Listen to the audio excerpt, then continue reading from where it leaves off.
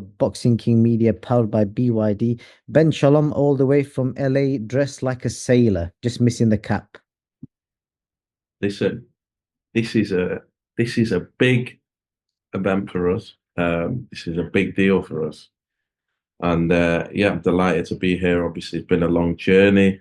We're going to Riyadh direct from here as well, so that'll be good. But incredible, to be honest. In the Golden Boy office is ready for a huge, huge, huge fight for us. All right. Well, before we even talk about the fact that you're in the Golden Boy offices, what's your relationship like with Oscar? Listen, it's good. I think first time we're meeting in person. I deal a lot with Eric Gomez, a Golden Boy, who's been a pleasure to deal with. Obviously, was involved in the O'Hara Davis fight as well, where we had to get that done really quickly. Obviously, Lee Ayton was great in that and in getting that over the line, but also Golden Boy as well. And it's a huge fight. And then we made this fight fairly quickly. Obviously, thank you to Riyadh Season as well for supporting this fight because for me it's an absolutely huge one in the cruiserweight division. But really good relationship and yeah, I enjoy working with Golden Boy. Look, for a boxing fan, working with Oscar De La Hoya, for all the antics and for all the stuff as a promoter, this guy is an absolute legend of the sport, and I'll always respect him for that. And so it's great to be working with him. What was it like meeting him? What kind of conversations did you have? What was it like that first meeting? Oh, good. Just that we want to do more together, more fights. I think he likes the UK market, always has done. And this is, as I say, we've got Ahara Davis against Adam Azim, which is a huge fight, and Chris Smith against Zerdo Ramirez. It's a start of something definitely, and he's got a lot of good fighters, and yeah, I think we can work very well together. No doubt, the obvious question, you will have seen Oscar's recent videos on social media. I think he calls them fuck off Fridays or something, and he's had a lot of back and forth with Eddie. Did you What do guys? you mean, clapback Thursdays? Oh, is it Clapback Thursdays? I can't remember what it was. But did you guys speak about any of that? No, but I find them entertaining. I find him very entertaining. It's good to have people in the sport that are different, and Oscar's definitely different. And what other ex-fighter? This is what I was saying to my team. What other ex-fighter could survive in the business the way he has done as a promoter? I think it's a tough game as it is. It requires huge amount of work ethic, huge amount of decent intelligence as well. And to have had the career he's had and then have the ambition and everything that goes with it to be a successful promoter. There's not many that I can think of. I know people have tried it. I know Ricky Hatton was a promoter for a while, and Floyd Mayweather and this and that. But Oscar's been at the top of the game for a while, and I think he deserves a lot of credit. Definitely, especially having been a fighter. Indeed, you've just set up a humongous event with him alongside the Riyadh season and HE. Chris Smith going off in a unification fight. It's such a good fight. I think if you speak to anyone, I was speaking to Shane McGuigan about it off camera the other week, and he was just saying that it's stylistically just such a good fight, and I think fans are in for a treat. And the fact that it's going to be free to view worldwide. It is, and no one else could do that except for His Excellency. It's a huge fight. I think for Chris, if you think about star potential and you think about being seen in front of a wide audience, for this to be free to air is going to be massive. But it's almost pinch yourself with Chris.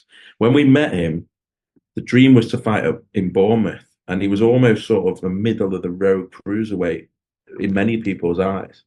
People probably never thought he'd get to world level, never mind become a world champion, never mind defend, never mind be fighting in unification. So the journey's been special. He's become a star in the UK. I don't think there's another fighter outside the heavyweight division that can sell as many tickets. He's done back-to-back stadiums.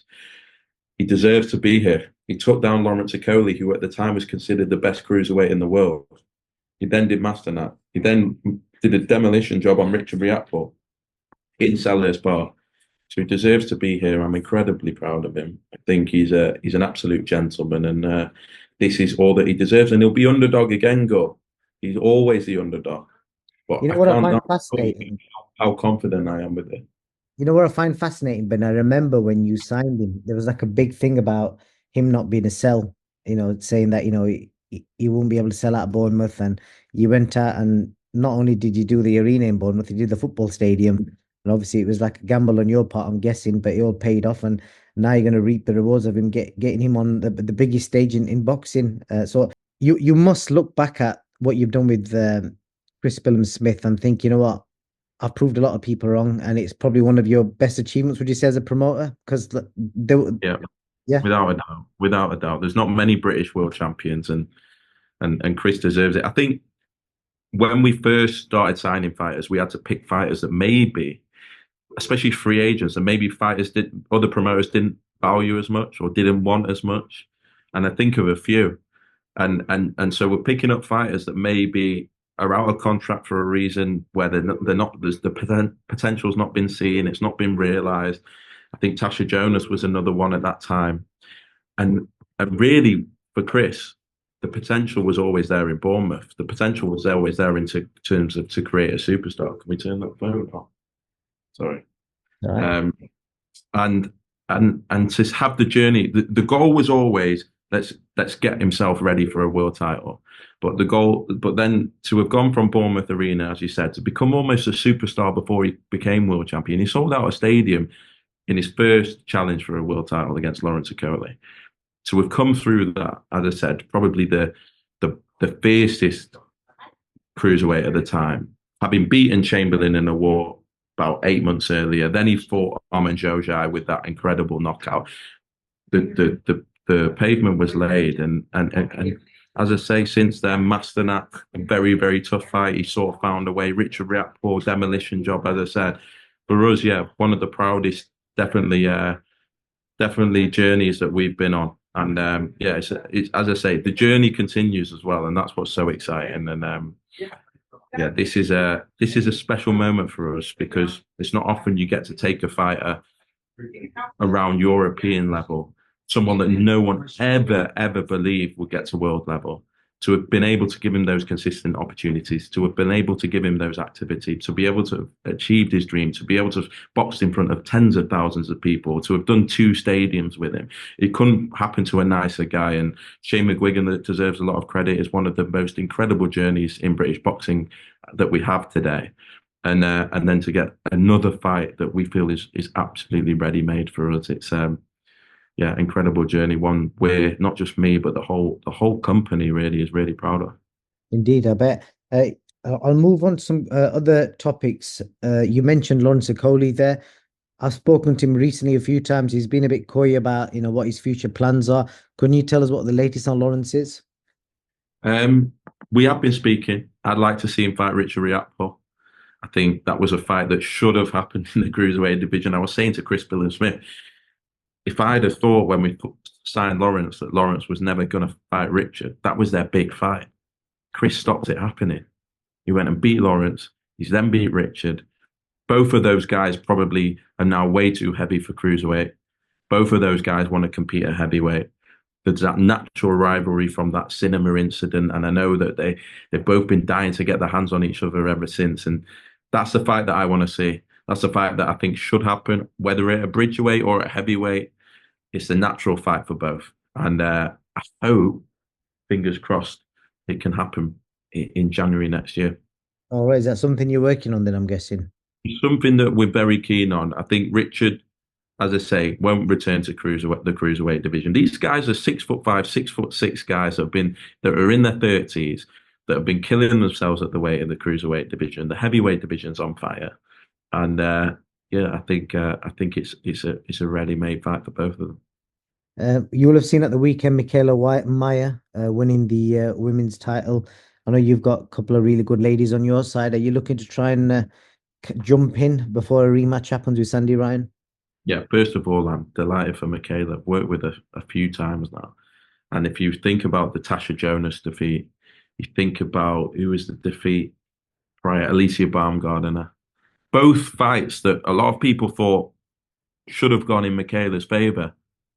And I remember how gracious she was in defeat.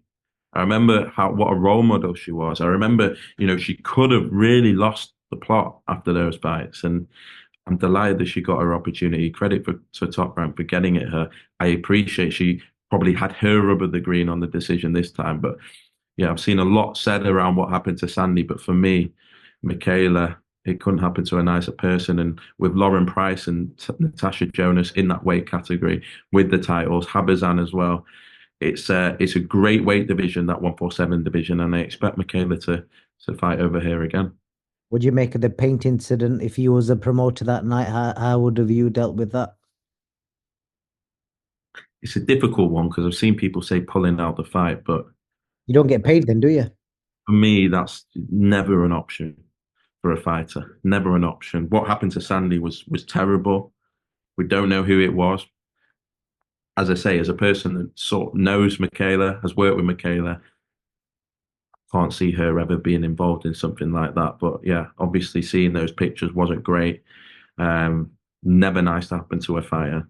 But Sandy will come again. As we've seen with Michaela, she lost twice in very, very close decisions. And I think when people see you in a good fight, a proper fight, a fight where you give everything and it could have gone either way, you get opportunities again. And I expect Sandy to get that. Uh, I'm just going to move on to Adam Azim. How's the sales, etc., going? Big fight. It's literally a week after Better Be a Bivol, isn't it? Yeah, massive. I was just speaking to the Golden Boy guys about that. They think we made a big mistake. You know, Ahara Davies, anyone can get anyone can get hit with a big punch in this game, especially at world level. And for Ahara to come off the interim world title straight into an Adam Azim fight, a relative prospect at 22 years old. Yes, the fastest man to a European title, but it's a huge test. It's a huge fight.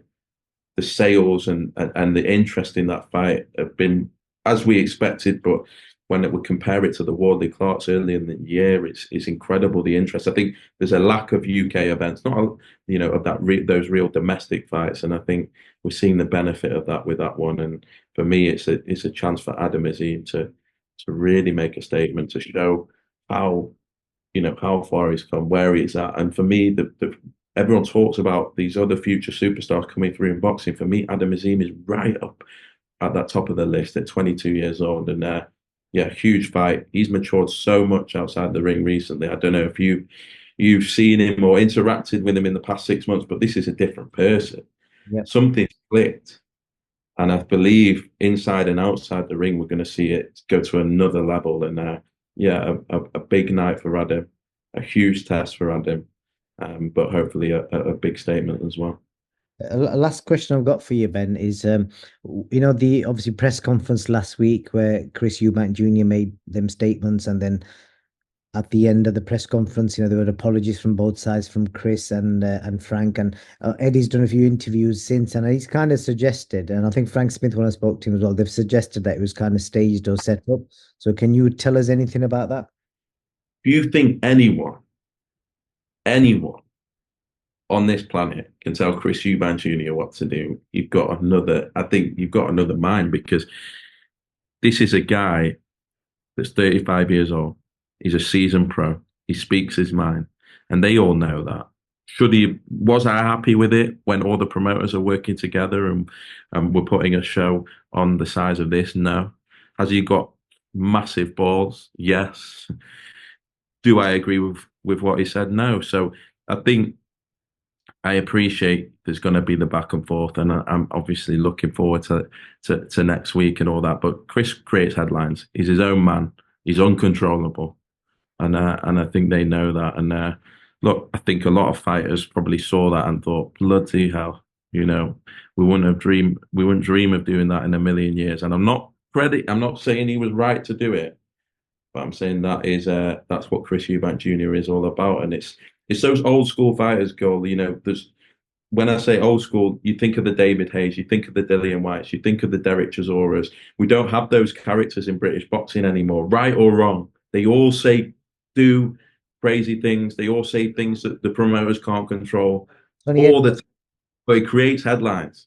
It creates headlines, and those guys have been doing it. And Chris knows what he's doing, and everyone's talking about him. And look, I think it's calmed down. Again, credit to His Excellency, because in normal boxing, you've got to understand all the promoters being in one room and fighters fighting on shows that involve promoters that they've fallen out. It's an unnatural environment.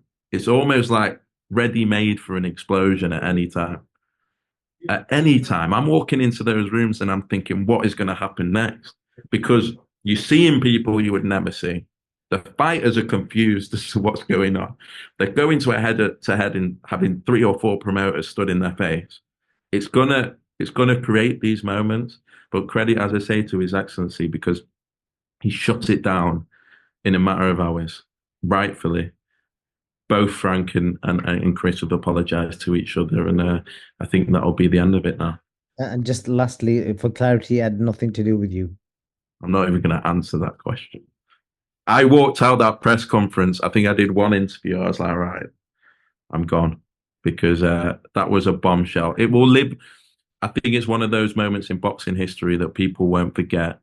But as I said, for His Excellency to bury the hatchet, get both of them in the room, everyone apologizes, we move on. Credit has to go to him as well. Ben Shalom, thank you, and I'll see you in Riyadh in a few days. Oh man, cheers, mate.